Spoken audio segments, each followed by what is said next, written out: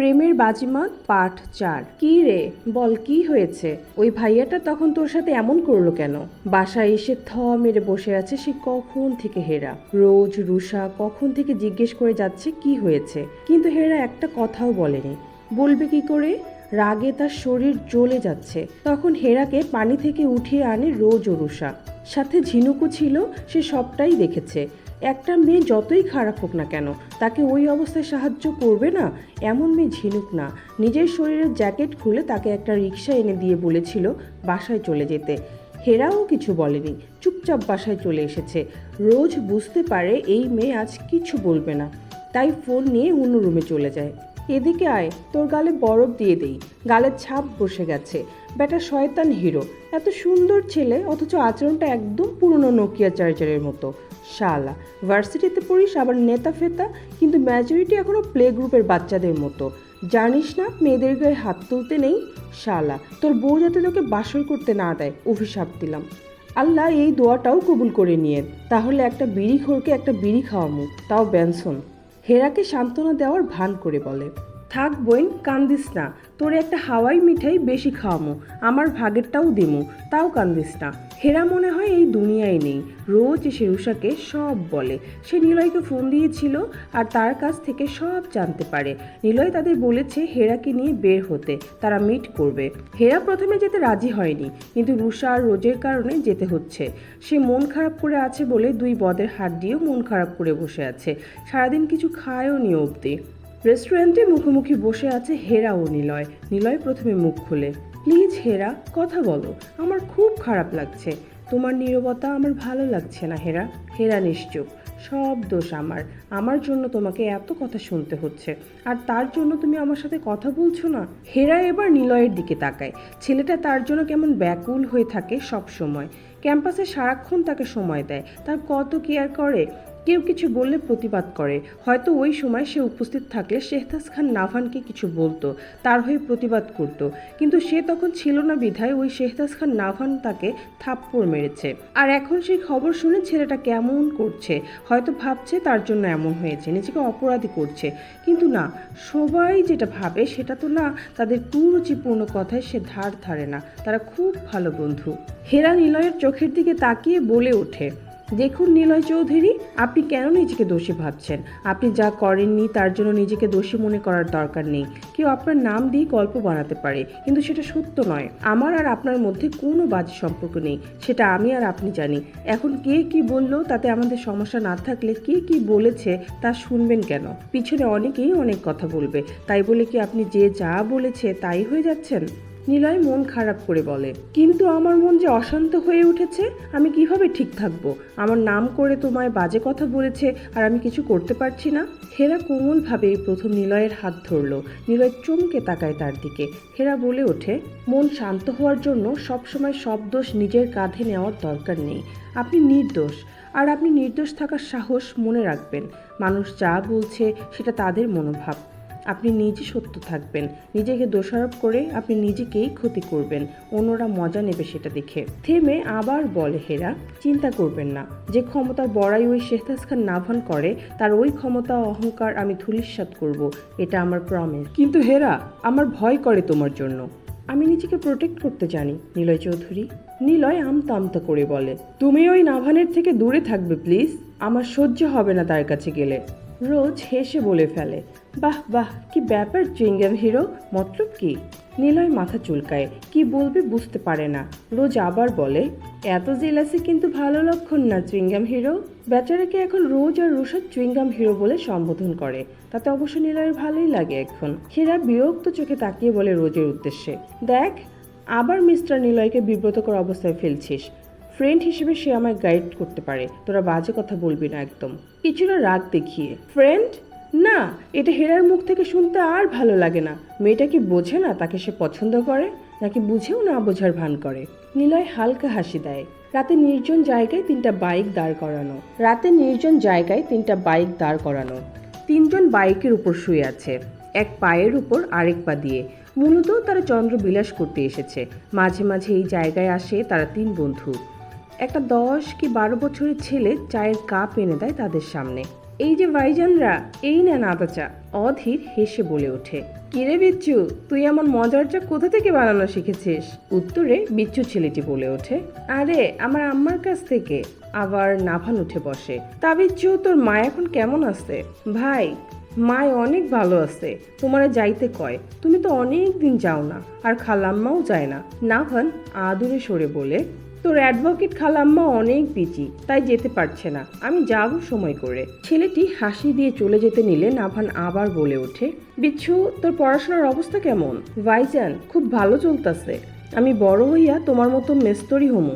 অধীর বেশ আগ্রহ নিয়ে বলে, মেস্তরি মানে? হ ভাইজান, ভাই যেমন হুন্ডা ঠিক করে, নতুন হুন্ডা বানায়, আমি তেমন মিস্ত্রি হমু। বলে ছেলেটা ছুট লাগায়। অধীর নাভানের দিকে তাকিয়ে হাসে, শেষমেশ মিস্ত্রি, ডিগ্রিওয়ালা মিস্ত্রি, আজ থেকে ইঞ্জিনিয়ার মুড অফ, মিস্ত্রি মুড অন বলে অট্ট হাসিতে ফেটে পড়ে। তারপর তিনজন আড্ডা দিয়ে শপিং মলে চলে যায় অধীরের জন্য ফোন কিনতে এসে কিছু শপিংও করে অধীর আর সৃজন। না, লাইফ আপডেট। অধীরের গোপন জিনিস আর গোপন থাকলো না। রুষা আর অধীর না বললে তো দেয় এক চিৎকার। ট্রায়াল রুমে দাঁড়িয়ে শার্ট খুলে যেই প্যান্টের চেইন লাগাতে যাবে, তখনই একটা মেয়েকে দেখে 2 হাত দিয়ে ঢেকে ফেলে নিজের মেইন পয়েন্ট। হ্যাঁ, অধীরের কাছে এটাই একটা পুরুষের মেইন পয়েন্ট, যা থাকলে সে পুরুষ, আর না থাকলে তালিওয়ালা লোক। তাই তো এটাই সবার আগে। দরজা খোলা দেখে অধীর জলদি দরজা টেনে ধরে। আরে, এই দরজার সিট কিনে দেখি খুলে গেছে, আর তার জন্য মেয়েটা তার ইজ্জত দেখে ফেলেছে। যত শক্তি আছে দরজা টেনে ধরে আছে অধীর। শপিং মলটাতে সব কিছুই আছে, ঢাকার খুব নামি দামি শপিং মল এটা। রুষা বোরিং ফিল করছিল বলে হাঁটতে হাঁটতে 3 তলা শপিং মলে চলে যায়। সারাদিন পর খেয়েছে তারা, মনটা ভীষণ খারাপ ছিল হেরার জন্য, তাই না খেয়ে একটু কষ্ট দিবস পালন করছিল। কিন্তু নিলয় এমন ভালো রেস্টুরেন্টে এনেছে আর খাবারগুলো সেই ছিল, তাই সে ইচ্ছে মতো পেট পূজা করেছে। পেট শান্তি তো দুনিয়া শান্তি। হঠাৎ পেটে মোচড় দেওয়ায় ওয়াশরুম খুঁজছিল। একজন কর্মচারীকে জিজ্ঞেস করতেই দেখিয়ে দিয়েছে ওয়াশরুম আর ট্রায়াল রুম, বুঝতেই পারছে না কোনটা। লোকটি দেখিয়ে দিয়েছে ডানে, রুষা গেছে বামে। নেপালে তো ওয়াশরুম আর ট্রায়াল রুম কত সুন্দর, এখানের পরিবেশে সে নতুন, তাই বুঝতে পারছে না। এর মধ্যে সাইনবোর্ডে তো দের লেখা, আগে পিছে ছেলে না মেয়ে তা মুছে গেছে, মূলত রং উঠে গেছে। রুষা 2-3টা ধাক্কা দেয়, সবগুলো বন্ধ। একটা একটু ফাঁকা দেখে যেই ধাক্কা দেয় তখন সে সিনারি দেখে ফেলে। বেচারি সিনারি দেখে অজ্ঞান হয়ে গেছে। ভাবা যায়, যে মেয়েটা সিনারি দেখার জন্য পাগলামি করতো, সেই মেয়েটা সিনারি দেখে অজ্ঞান হয়ে গেছে। রুষা যদি সজ্ঞানে থাকতো তাহলে হয়তো বলতো, ভণ্ড জয়, আমির তো সিনারি দেখাবে বলেছে, সত্যি কি দেখিয়েছিল নাকি? আচ্ছা, অন্তু কি তার সিনারি দেখে অজ্ঞান হয়ে গিয়েছিল? প্রশ্ন থেকে যায়, কিন্তু উত্তর কে দেবে? অন্তু, জয়, নাকি লেখিকা তেজা আপা? এদিকে রুষার চিৎকার শুনে রোজ ছুটে আসে। সে তার পিছু পিছু বের হয়ে রেস্টুরেন্টে থাকে। হেরা আর নিলয়কে স্পেস দিয়ে চলে আসে তারা। সৃজনও ছুটে আসে। 2 জন 2 মোড় থেকে এসে ঢুকতে যাবে, তখনই স্লিপ খেয়ে রোজের উপর পড়ে। সৃজন নিজেকে সেফ রাখার জন্য সামনের ব্যক্তিকে ধরতে গিয়ে ওই জায়গায় হাত দিয়ে দেয়। রোজের বেহাল অবস্থা, চোখ মুখ খিচে আছে মেয়েটার। সৃজন উঠতে যাবে, তখন হাতে নরম কিছু লাগতেই রোজ চিৎকারিয়ে ওঠে। থতমত খেয়ে যায় সৃজন। ছেলেটা একেবারে ঘেমে গেছে। এমন পরিস্থিতিতে কোনো দিন পূর্বে তা ভাবতে পারেনি। সে উঠে হুড়মুড়িয়ে চলে যায়। ওই অধীরের কি হয়েছে তা পরে দেখা যাবে, আগে পাবলিকের ক্যালানি থেকে বেঁচে ফিরুক সে। মনে মনে দোয়া পড়ে ছুট লাগায় ছেলেটা। লা ইলাহা ইল্লা আনতা সুবহানাকা ইন্নী কুনতু মিনাজ জালিমিন। রোজ উঠে নিজেকে স্বাভাবিক করে। মেয়েটার বুক ধরফর করছে। নিজের সাথে কি হয়ে গেল তা ভুলে ছুটে গেল প্রাণপ্রিয় বান্ধবী রুষার কাছে। এর মধ্যে মলের লোকজন তাদের কাছে আসে, ধরাধরি করে মেয়েটাকে ডাক্তারের কাছে নিয়ে যায়। ইতিমধ্যে নিলয় ও হেরা তাদের কাছে যায়। রুষার চোখ খুলে তাকাতেই চারদিক দেখে দৌড় দেয়। সবাই বেকুব হয়ে যায়, হলোটা কি? হেরা ও রোজও ছুটে তার পিছু নেয়। রাস্তায় নামতেই হেরা চিৎকারিয়ে ওঠে, রসুন রানী থাম বলছি, হচ্ছেটা কি? ব্লাশন স্টিকার লাগাতে চাস গালে? তো দৌড়া। মেয়েটি বোধহয় এবার থামলো। হাঁপাতে হাঁপাতে দাঁড়ায় রুষা। রোজ দৌড়ে এসে দেয় এক লাথি রুষার পেছনে, কিন্তু সঠিক সময়ে সরে যেতে ব্যর্থ হয় রোজ। রাগী গলায় মেয়েটি বলে ওঠে, শালি, কুত্তার মতো দৌড়ানি খাওয়ালি কেন? এই দৌড়টা স্কুলে খেলার সময় দিলে নিশ্চিত প্রাইজ আনতে পারতাম। ওই শালি, কুত্তা কিরে, ডগ বলবি ডগ। রুষার কথায় রাগ হয় রোজের। রাখ তোর ইংরেজি। শালি, তোর জন্য আজ আমার ঠোঁট ভার্জিনিটি হারাইছে। রুষা যেন ভাবলে সেন, তার ঠোঁটের বিষয়টা যেন তুচ্ছ। সে যা হারিয়েছে তা কিভাবে ফেরত পাবে? রুষা কাঁদো কাঁদো কণ্ঠে বলে ওঠে, তোর ঠোঁট আর আমার চোখ তার ভার্জিনিটি হারাইছে। যা সিনারি দেখছি, এই জীবনে এমন সিনারি দেখি নাই আমি, বলে ভেউ ভেউ করে কেটে দেয়। হেরা দুইটার মাথায় চাপড় দিয়ে বলে, দুইটাকে কাল পাবনায় পাঠাবো, বলে টেনে নিয়ে যায়। নিলয়কে মেসেজ দিয়ে তারা বাসার উদ্দেশ্যে গাড়ি ঠিক করে বাসায় আসে। নিলয়, কি ভাবছিস? ক্লাবে দুই বন্ধু নিলয় ও সিয়াম বিয়ার খাচ্ছে আর সব কথা বলছে। এতদিন কি হয়েছে? সিয়াম এতদিন ছিল না, সে তার গ্রামের বাড়ি গিয়েছিল বেড়াতে, এসে এত কিছু শুনে অবাক। নিলয় এক চুমুক বিয়ার খেয়ে বলে ওঠে, ওই মেয়েকে আমার চাই দোস্ত। নিলয়কে উদ্দেশ্য করে বলে ওঠে সিয়াম, বন্ধু আমার তাহলে সত্যি প্রেমে পড়েছে। প্রেম নাকি জানি না, তবে ওই মেয়েকে দেখলে আমার খারাপ কোনো ইচ্ছা জাগে না। মেয়েটা এমনি রে, কিন্তু তোকে পাত্তা দিচ্ছে না। ব্যাপারটা অন্যরকম না? নাকি কেউ আছে লাইফে? উত্তরে নিলয় বলে, না ওই সব নাই, আমি সব জেনেছি। এসব রাজনৈতিক বিষয়ের সাথে জড়ালি কেন মেয়েটাকে? আমি জড়াতে চাইনি, কিন্তু তাও জড়িয়ে গেছে। ওরও ইচ্ছে ছিল। যখন দেখলাম হেরার ইন্টারেস্ট আছে, তখন ভাবলাম আরেকটু উস্কে দেই। আর আমি জানি এবারও ওই শেহতাজ খান নাভানের জন্য আমি হারবো, আর তাকে হারাতে আমার যা করার লাগে আমি তাই করব। নিলয়ের কথায় রাগ প্রকাশ পায়। সিয়াম বলে ওঠে, ভাই ওই শেহতাজ খান নাভানের পশমে পশমে বুদ্ধি, দেখবি শালা কোন দিক দিয়ে বাজিমাত করে দেয়। এবার আর চান্স নেই বন্ধু, রাজ্য ও রানী দুইটাই আমার কবজায়। সিয়াম যেন নিলয়ের কথাটা আমলে নিল না। ছেলেটা বলে ফেললো, ভাই মেয়ে মানুষেরা কখন কি করে ঠিক বুঝতে পারবি না। আর ওই শেহতাজ খান নাভানকে তো মেয়েরা এমনি পাগলের মতো চায়, সেখানে ওই মেয়ে যে এমন কিছু করবে না তার কি গ্যারান্টি আছে? নিলয় মুখে হাসি রেখে বলে, ভাই তারা দুজনকে একদম পছন্দ করে না, আর আমি হেরার কানে এমন বিষ তুলেছি যা সাপ এসেও তুলতে পারবে না। তারপর হেরার সাথে ঘটে যাওয়া ঘটনাও বলে। এবার সিয়ামও হাসে। নিলয় কেন হেরার প্রতি এত উইক হচ্ছে, আর কেনই বা হেরার ইচ্ছার বিরুদ্ধে কিছু করছে না? এটা কি শুধু ভালোবাসা নাকি অন্য কিছু? মদ খেলে হয় চোখ লাল, কিস খেলে হয় ঠোঁট লাল, কট খেলে পিঠ লাল, প্রেম করলে মন লাল। এখন বল তুই কি খাইলি? সৃজন ঠোঁট লাল করেছে, তুই কি করলি? বলে ফেল ফটাফট, এমন ঢং না করে। নাভানের কথায় গেয়ে ওঠে অধীর, সকালে ইজ্জত খাওয়া মেয়েকে দেখি, বিকালেও তাকে দেখি, হলো একই রাতেও শোনো মে জেনে নিও তোমাকেই দেখি। মান সম্মান খাইছে রে আমার, মান সম্মান খাইছে, বাহাত্তর লাগে দেখে আমাকে কলঙ্কিত করছে। এক মনে গান গেয়ে যাচ্ছে। 2 দিন ধরে একই গান গাইছে অধীর। নাভান আর সৃজন বুঝতে বাকি নেই অধীরের সাথে কি হয়েছে। গত 2 দিন ধরে অধীরকে চুপচাপ থাকতে দেখে নাভান কথাটা বলে। 2 দিন ক্যাম্পাস অফ থাকায় বাসায় সময় কাটাচ্ছে অধীর। সে বাইরে বের হচ্ছে না তার মান সম্মানের ভয়ে। যদি ওই মেয়ে সবাইকে বলে দেয় অধীরের কথা, তখন সে মুখ কিভাবে দেখাবে? আচ্ছা, মেয়েটা কি তাকে খচ্চরলোক বলবে? এসব ভেবে বেচারার অবস্থা কাহিল। এমন অনেক কাহিনী আছে যা আমরা বন্ধুদের সাথে বলে থাকি। ব্যাপারটা কার কাছে কেমন জানি না, কিন্তু আমার মতে ছেলে মেয়ে ক্লোজ বন্ধু থাকলে এর থেকে গভীর কথা বলে ফেলি আমরা। একান্তই এটা আমার মতামত। নাভান ড্যাম কেয়ার ভাব নিয়ে বলে, কাল থেকে ওই 2 মেয়েকে খুঁজে বের করবি, আর বিবাহিত না হলে চান্স নিবি। নিজেদের মান সম্মান তো বাঁচবে এতে, তা না হলে ভবিষ্যৎ বউকে কি বলবি? আমার ঠোঁট ধর্ষণ হয়েছে আর আমার সম্মান দেখে নিয়েছে। অধীর লাভ দিয়ে উঠে বলে, না না না, ওই মেয়ে সামনে আসলে লজ্জায় মরে যাব। শালি ইজ্জত খাওয়া মহিলা আমার ইজ্জত খাইয়ে দিচ্ছে। কাদো কাদো মুখ করে বলতেই সৃজন বলে ওঠে, শালা তুই কোন সুখে 2 দিন ধরে গান গাইতেছিস তাহলে? আবার মেয়ে মানুষের মতো ন্যাকা ভাব ধরছিস? ভাই অতি শোকে বাপ্পারাজের মতো পাথর হতে চেয়েছিলাম, কিন্তু কেমনে জানি দিলদারের মতো কমেডিয়ান হয়ে গেলাম। অধীরের কথা শুনে সৃজন না চাইতেও হেসে ফেলে। এদিকে 2 বান্ধবীর ওই কাণ্ড কারখানার কথা শুনে হেরা ঠান্ডায়ও আইস ব্যাগ মাথায় নিয়ে ঘুরছে। 10 মিনিট পাশে ছিল না, আর এই 2টা এমন কাজ করছে যা সমাজে গ্রহণযোগ্য না। হেরার চিন্তিত মুখ দেখে রুষা বলে, আমার কি হবে রে হেরা পাখি? সিনারি দেখার অপরাধে কি আমার জেল টেল হবে নাকি? শালি, তোর না সিনারি দেখার শখ, এবার মিটছে শখ? আরে ওই রকম দেখি নাই তো। রুষার কথা হেরা কটমট করে বলে, ও আরো দেখার ইচ্ছে ছিল মনে হয়।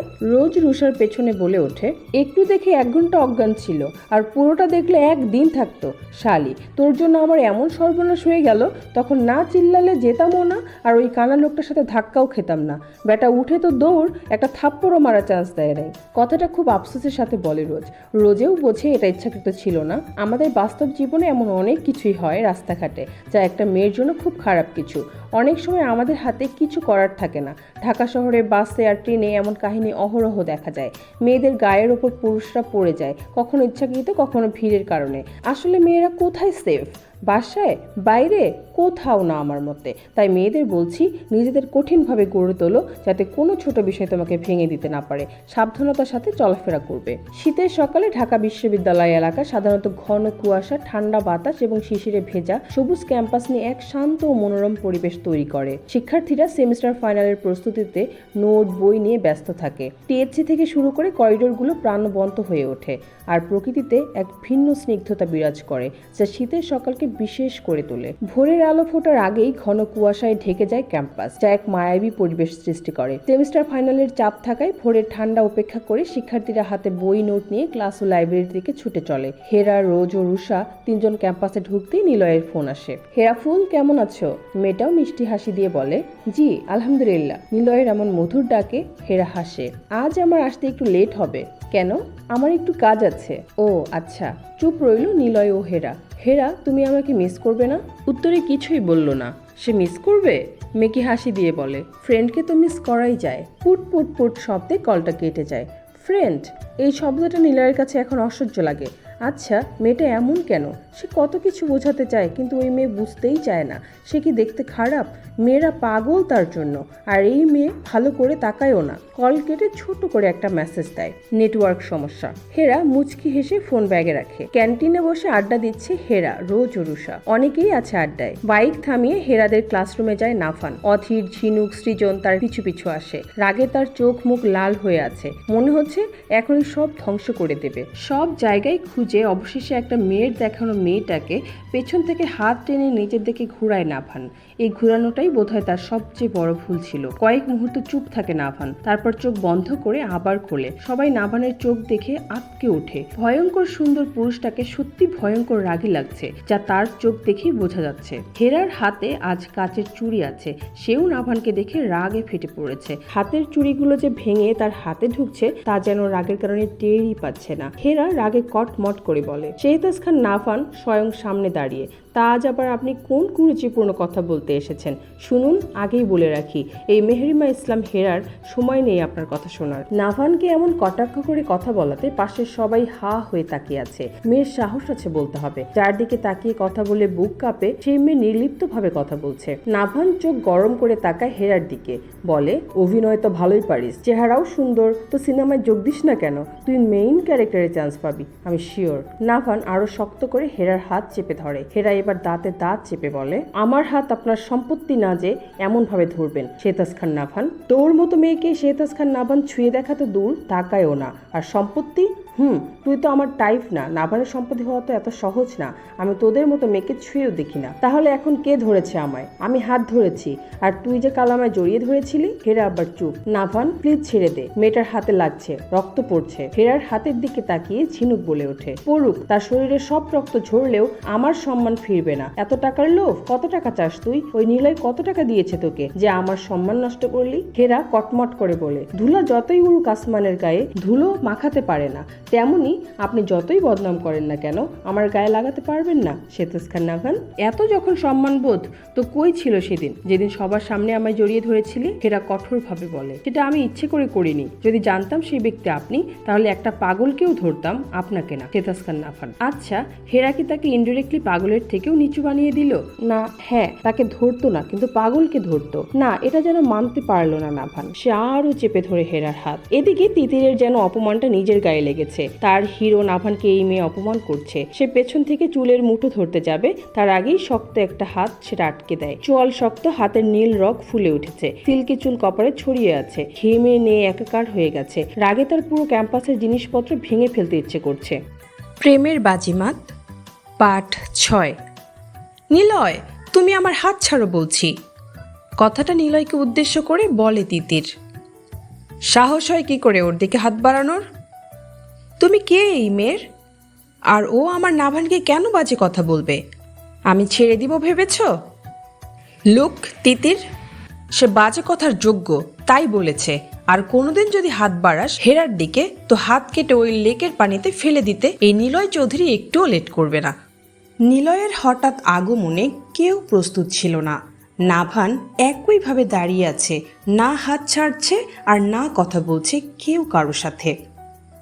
হেরার চোখ টলমল করছে। হেরার রক্তচক্ষু নয়নের পানি দেখে নাভানের বুকটা একটু কাঁপল যেন। সে হেরাকে খুঁটিয়ে দেখছে, কিন্তু তাতে ছিল ভীষণ রাগ।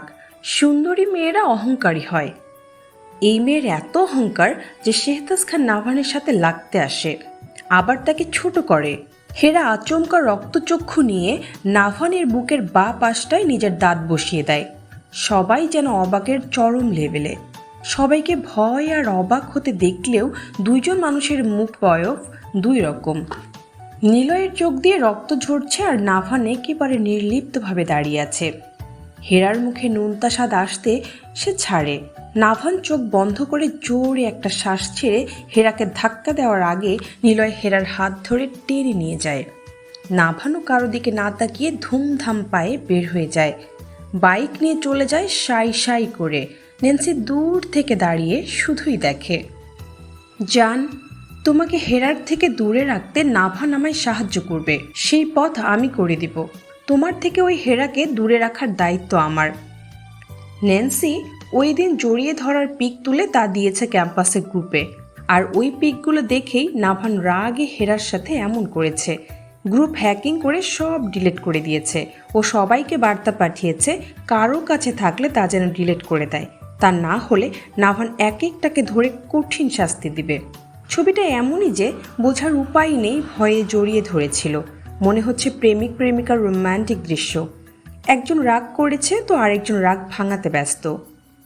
এতক্ষণ যাবৎ সৃজন, রোজ, অধীর আর রুষা যেন অন্য গ্রহে ছিল। চারজোড়া চোখ যেন বেরিয়ে আসার উপক্রম। অধীর নিজের মেইন পয়েন্ট দুই হাত দিয়ে ধরে রাখে, আর রুষা ফট করে তার চোখ, আর সৃজন তার ঠোঁট চেপে ধরে, আর রোজ ওড়না ঠিক করে শরীর ঢাকে। চারজন চারদিক থেকে ভো দৌড়। রয়েছে শুধু তিতির আর ঝিনুক, ন্যান্সি সহ কিছু মেয়ে। তিতিরের হাত লাল হয়ে গেছে। নিলয় যে তার হাত এমনভাবে ধরেছিল, হাত যে ভাঙেনি এটাই বেশি। ন্যান্সি আগুন চোখে নিলয় আর হেরার যাওয়ার দিকে তাকিয়ে ফিস ফিস করে বলে, আমি তোমাদের ছাড়ব না। মিস্টার চৌধুরী, আপনার সাহস হয় কি করে আমায় কুপ্রস্তাব দেয়ার? রাগে এমএলএ অ্যাডভোকেট কাজল খান কথাটা বলে। লোকটি এবার তার চোখ বুলায় এমএলএ কাজলের উপর। দেখতে 27-28 বছরের মহিলাদের মতো লাগে। এই যে খবর পাঠিকাদের মতো শাড়ি পরেছে, শাড়ির কুচিগুলো কত সুন্দর করে দেয়া। কেউ দেখে বলবে তার ভার্সিটি পড়ুয়া ছেলে আছে। মাথার চুলগুলো কেমন খোপা করে রেখেছে, মুখে নেই বয়সের ছাপ। লোকটি মুখে হাসি রেখে বলে এমএলএ কাজল খানের উদ্দেশ্যে, কি খায় এমএলএ কাজল যে বয়সের ছাপ বোঝা যায় না? ফিগারও তো। লোকটির কথা শেষ হবার আগেই গালে সজোরে একটা থাপ্পড় বসে। কর্কশ কণ্ঠে বলে, যা বলেছিস অতটুকুতে থাক, তা না হলে জিভ টেনে কুকুরকে খাওয়াতে টাইম লাগবে না এই অ্যাডভোকেট এমএলএ কাজলের। সুন্দরী, তোমার হাতে থাপ্পড়ও আমার নেশা লাগে, দাও আরেকটা। বলে গাল বাড়িয়ে দেয় লোকটি। থাপ্পড় খায়নি মনে হয়, মনে হচ্ছে গালে আদর করে দিয়েছে সামনে থাকা রমণী। তাই তো গাল বাড়িয়ে দিয়ে লোকটি বলে ওঠে কথাটা। কাজলের রাগ তর তর করে বাড়তে থাকে। জেদি গলায় বলে কাজল, বাঁচার ইচ্ছে নেই তোর? তোর আজরাইল ছুটিতে গেছে, এই কয়দিন এই দুনিয়ায় নিঃশ্বাস নে ভালো করে। জাস্ট আমার ছেলের কানে গেলে তোর আজরাইল সেদিনই আসবে, ডোন্ট ফরগেট। লোকটি তীক্ষ্ণ চোখে তাকায় এমএলএ কাজল খানের দিকে।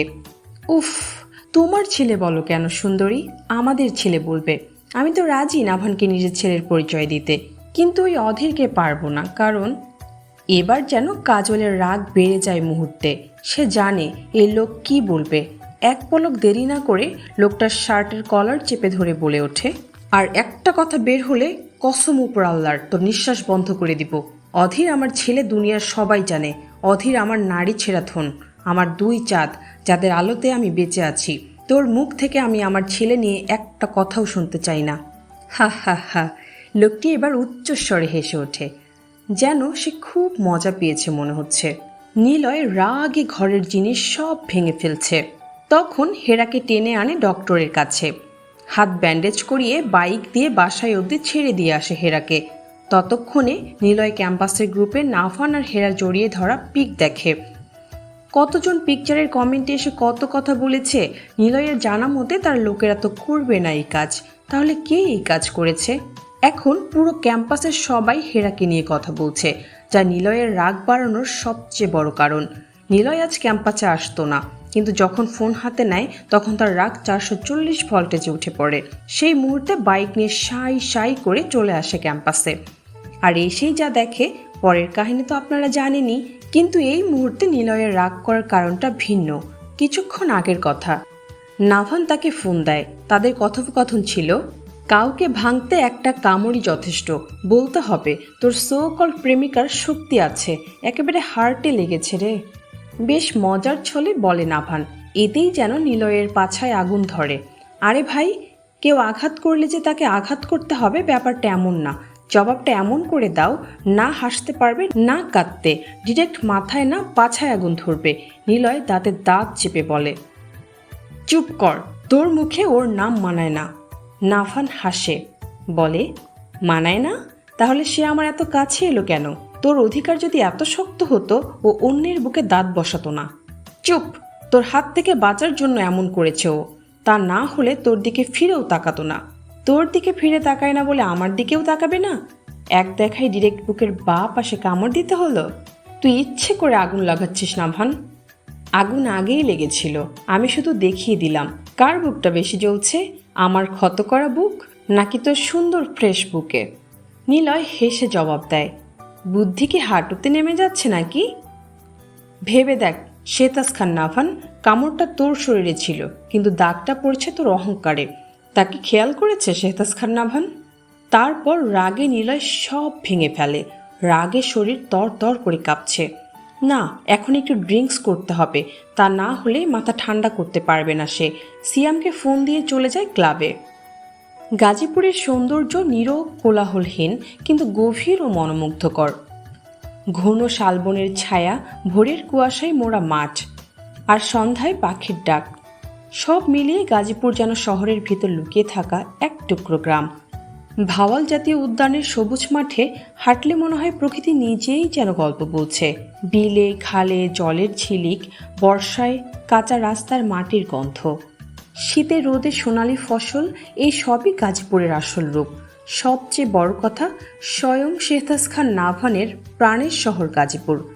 ঢাকাতে তারা থাকে বহু বছর, এখন ঢাকার স্থানীয় বাসিন্দা হয়ে গেছে, যার সূত্রে তার মা ঢাকার এমএলএ। কিন্তু নাভান ভিলায় নাভান ঠিকই আসে।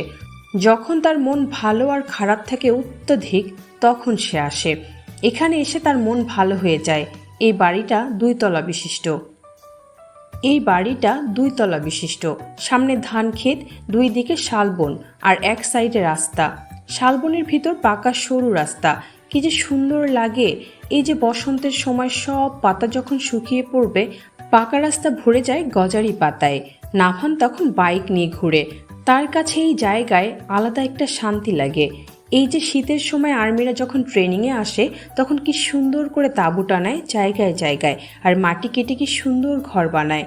না, নাভান কি ভাবছে আজ? কেন তার মাথায় এসব আসছে? নিজের ভাবনাকে দূরে সরিয়ে গিটার হাতে নিয়ে সুর তুলে। বুকের ক্ষততে সে কিছু লাগায়নি, যেমন আছে তেমনই রয়েছে। মাংসের ভেতর দাঁত ডেবে যাওয়ার কারণে ছিদ্র হয়ে গেছে। শাওয়ার নেওয়ার সময় রক্ত ধুয়ে গেছে, তাই আর কিছু লাগায়নি। এদিকে দুই বাচাল একত্রে বসে থ মেরে আছে।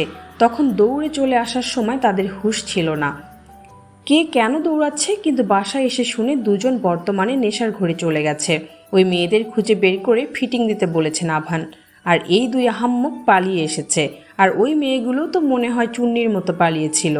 নাভানকে ফোন দিয়ে পায়নি ঝিনুক। অধীর সৃজন তারা জানে অধিক রাগে নাভান একা থাকে, রাগ কমলে আবার চলে আসে, তাই তারা নিশ্চিন্ত। ওই শালা, তুই ওই মেয়েকে দেখে পালালি কেন? সৃজনের কথার পৃষ্ঠে বলে অধীর, আরে আমার লজ্জা লাগছিল, মনে হয়েছে আমার প্যান্টের উপর দিয়ে শালি লাল গোলাপ সব দেখে ফেলেছে। আবার নিজের মানসম্মান দুইবার বিলীন হতে দিতে পারি না, তাই দৌড়ে এসে পড়ছি। তীক্ষ্ণ চোখে তাকিয়ে আবার বলে, আর তুই কেন এলি? আরে শালা, ওই দিন পাবলিক গ্যালারি তো খাইনি, যদি ওই দিনেরটা শোধ নেয় তাই। ওই দেড় ব্যাটারি রে সুবিধার মনে হয় না। দেড় ব্যাটারি বলাতে অধীর কিছুই বুঝতে পারছে না কাকে সম্বোধন করছে সৃজন, জানতে চেয়ে বলে, শালা টুকুমুকু দেড় ব্যাটারি, ওই ভার্জিনিটি ধর্ষণ মহিলা, আবার কে? থেমে আবার বলে, ওই লাল গোলাপিটা আবার কে? আরে ভাই, ওই লাইভ টেলিকাস্ট মহিলা, নজর চুন্নি। সৃজন মজার ছলে বলে, তোর কপাল ভালো যে শুধু সে একা লাইভে দেখেছে। ভাবুক ভঙ্গিতে বলল আবার সৃজন। ভাই আর যাই বলিস, মাইয়াগুলা সেই সুন্দরী কিন্তু। এবার অধীরও ভাবে, মেয়েটা তখন ড্যাব ড্যাব করে তাকিয়েছিল, কি কিউট লাগছিল, আর গালগুলো কি টসটসে, উফ, দেখেই একটা টান চুমু খেতে ইচ্ছে করছে, যাকে অধীরের ভাষায় গালটুস বলে। গালে টান দিয়ে নিজের হাতে চুমু খাওয়াকে গালটুস চুমু বলে। এটা সে ছোটবেলায় কত পিচ্চি বাবুদের খেত। যেসব বাবুরা কিসি দিলে ভ্যা ভ্যা করে কেঁদে দেয়, তাদের এই পদ্ধতিতে চুমু দিলে মনটা ভালো লাগতো। চুইংগাম হিরোটা কত ভালো, আমার হেরা পাখিকে কত ভালোবাসে, আর ওই চকলেট হিরোটা শুধু শুধু ব্যথা দেয়। আমি তো এই ব্যাটাকে ছাড়বই না, এই রুষার হেরা পাখিকে কষ্ট দেয়া। রোজ রুষার কথা কটাক্ষ করে বলে ওঠে। এতই যদি পরিচিত তো তখন বললি না কেন? শালি উল্টা দৌড়াতে দৌড়াতে চলে আসলি, তাও চোখ ধরে। রুষা মনে মনে ভাবে, আরে বইন, চোখের ইজ্জত নষ্ট করতে চাইনি, তাই এমন করছি। এবার রোজকে বলে, শালি তুই তো কিছু বলিসনি, আর ঠোঁট চেপে আমার পিছে পিছে ছুটেছিলি, তো কি করতাম? আবার ঠোঁটের ভার্জিনিটি হারাতে চাইতাম নাকি? মনে হচ্ছে চুমুর সাপ্লাই ম্যান তোর সামনে ছিল। হ্যাঁ ছিল তো। এবার হেরা যেন মনোযোগ দেয় কথায়। সে এতক্ষণ ভাবছিল কিভাবে পারলো নাভান তাকে এমন কথা শোনাতে। ওই দিন তো সে ইচ্ছে করে কিছু করেনি, ওই শালার পুলিশের কুত্তার জন্য এমন হয়েছে। হেরার তো ইচ্ছে করছে পেট মোটা পুলিশকে ইচ্ছে মতো শায়েস্তা করতে, পারলে কুকুরকে তার পিছে ছেড়ে দিয়ে দৌড়ানি খাওয়াতে। সে তো ওই শালা পুলিশকে দেখে নেবে, শালা একটা কুকুর সামলাতে পারে না, সে পারবে দেশের মানুষ সামলাতে? হেরা খাটের উপর পা ভাঁজ করে বসে, তারপর দুই ভণ্ডর দিকে চেয়ে বলে, কাহিনী কি বলতো? বইন আর বলিস না, চকলেট হিরোর সাথে যে ছেলেগুলো ছিল তাদের সাথেই আমাদের অনাকাঙ্ক্ষিত দেখা সাক্ষাৎ হয়েছিল ওই দিন। কি? অবাক হয়ে বলে হেরা। হ বইন, ওই ব্যাটাই ছিল ওই দিন যে কিনা চুমু খেয়ে পালিয়েছিল।